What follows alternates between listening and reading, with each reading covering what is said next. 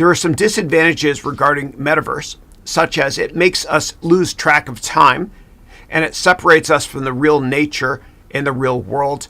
What do you think about that?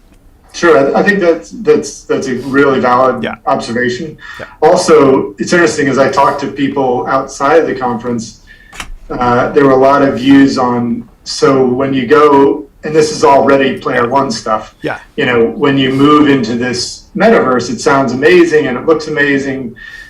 There are many positives that people say, like they talk about breaking down boundaries. So all of a sudden, friends that I have in other countries that I know through business, I can go in the metaverse and hang out with them, and I didn't have to jump on a flight.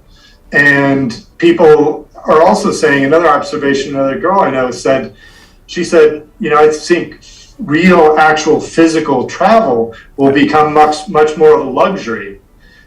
People will do it for business. People will use the Microsoft Team metaverse for business. Where will the line be drawn there as far as where do you need to actually be there physically versus being there in the metaverse?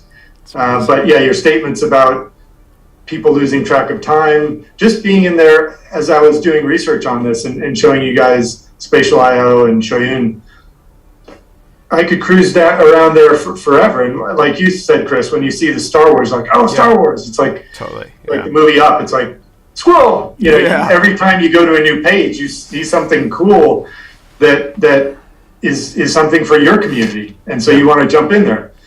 And it's going to be interesting to see how far down the Ready Player One rabbit hole we go, and how that affects people. Yeah.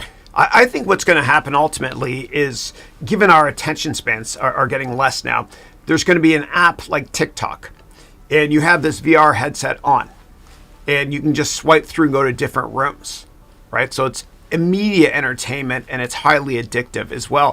In terms of going on vacations virtually, it's a fascinating thing you say, because I'm thinking about the movie Total Recall, the first version of it, with Arnold Schwarzenegger when he went to Mars, and virtual vacations. And I really do think that if COVID didn't happen, I don't think we'd be talking about Web 3.0 yet.